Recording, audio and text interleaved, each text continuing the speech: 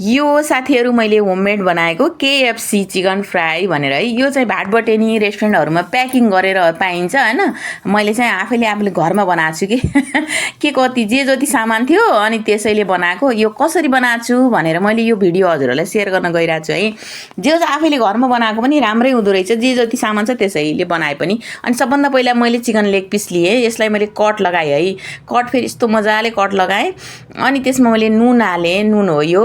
अनि त्यसपछि लिएर फेरि त्यो बेकिङ सोडा पनि हाले है। थोरै बेकिङ सोडा पनि हाले। अनि त्यसपछि भिनेगर पनि हाले।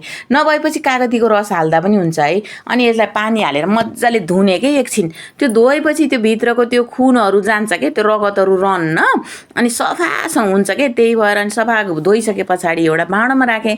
अब यसलाई म्यारिनेट गर्न पर्यो। यसको लागि सबभन्दा पहिला नुन, बेसार, अनि त्यसपछि लिएर फेरि रेड चिल्ली पाउडर, खुर्सानीको धुलो, अनि त्यसपछि लिएर फेरि त्यो के अदुवा लसुनको पेस्ट, अनि त्यो मरिचको धुलो। चिकनहरुमा मरिचको धुलो एकदमै राम्रो सुहाउँछ है त्यो फ्राईहरुको लागि।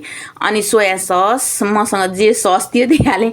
अनि भिनेगर पनि हाले। अनि टोमेटो सस पनि हाले है। केचप थिएन त्यही भएर सस थियो अनि त्यही हालेको। अनि त्यसपछि हातले मोलेर मजाले 8-10 घण्टा जति फ्रिजमा मैले राख्छु है। अनि त्यसपछि मैले एउटा अन्डा चाहिँ लास्टमा हालेको। यसलाई पनि हालेर मोल्न पर्यो भनेर चाहिँ अन्डा हालेर मोल्नलाई। अनि त्यसपछि त्यसमा फेरि अब मैदा लाउन पर्यो नि त बाहिरबाट। अनि त्यसमा फेरि कर्नफ्लोर पनि हाले। कुरकुरो हुन्छ के त्यो कर्नफ्लोर हालिसकेपछि। अनि यसलाई चटपटा बनाउनको लागि चाहिँ खुर्सानीको धुलो, नुन, अनि त्यसपछि लिएर फेरि त्यो मरिचको धुलो पनि हाले है। अनि यसमा मैले फेरि मिट मसला पनि हाले थोरै। अनि त्यसपछि मोले।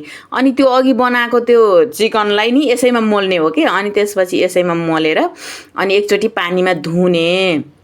अनि पानीमा एकचोटी धुने। धोइसकेपछि आँटाभरि जान्छ अनि पानी रहन्छ के।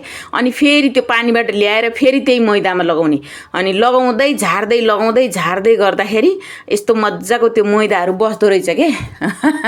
अनि फुर्र हुँदो रहेछ जेस। अनि यतिको भयो। अनि मैले यसलाई फ्राई गरेँ। फ्राई गर्ने बेलामा जहिले पनि त्यो तापक्रम चाहिँ ध्यान दिनुपर्ने रहेछ।